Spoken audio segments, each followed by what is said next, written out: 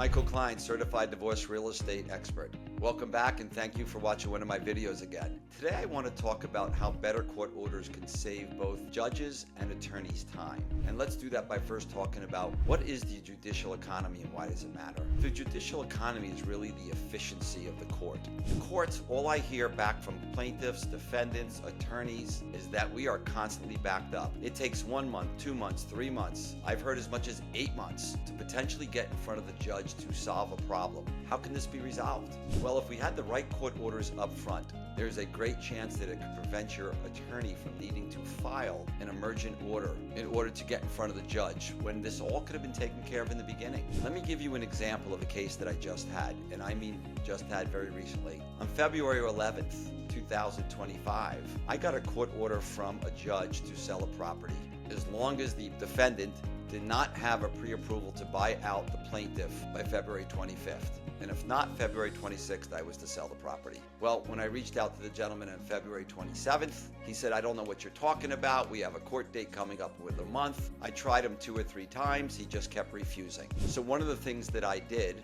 which is not done by a typical realtor, is I wrote a letter to the judge's law clerk explaining that I was having trouble enforcing her order because the defendant refused to acknowledge that the home had to be sold and would not cooperate. I then gave a list of orders that if the judge put in place would assist me in selling the home, assist her attorney in not having to go back continuously and ask for future orders for non-cooperation. And I guess at the end of the day, if there's non-cooperation, it puts the judge in a better position to do what the judge has to do for non-cooperation because all the orders were up front. And here's some examples of what I put in that order. Number 1, the defendant must provide me with the key to the home for showings within 48 hours of the order. Number 2, the defendant must allow access for the photographer within 3 business days of the order coming down.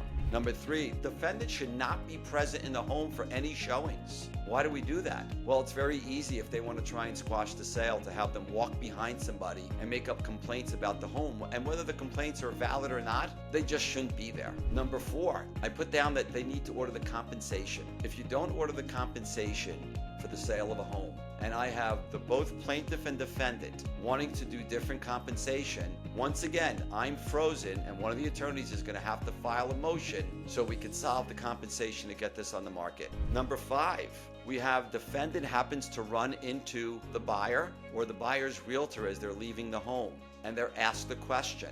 Their sole answer should be, I'm sorry, but please direct all questions through my realtor. I do not want a plaintiff or a defendant volunteering information about the home. They might say something wrong, or again, they might say something to try and sabotage. I added that the defendant must vacate the home within 7 days of the projected closing date according to the contract.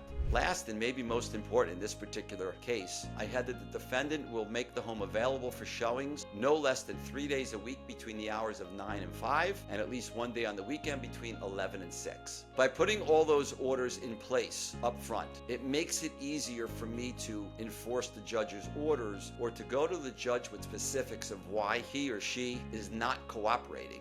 And the judge can then take the next steps from there. Again, there are many orders, other orders that could be instituted, and depending on the individual case, I often make other suggestions. I actually have a lot of attorneys at this point who will call me up and discuss a case that they have going on before they file the marital settlement agreement and say, if you were to be on this case to sell the home, what orders would be helpful based on this situation? Because we all know that every case is a little bit different. I don't charge. I will take my time and I will write an email list to counsel on suggested orders that they could then request of the court. And of the attorneys that I work with that do this, they said it has made their life a lot easier because they then don't have to go back every 3 weeks or every 6 weeks and file another motion with the court because they forgot something. If you like the information, please click on the bell above. If you have any questions or comments, please put them below. Look forward to seeing you on the next video.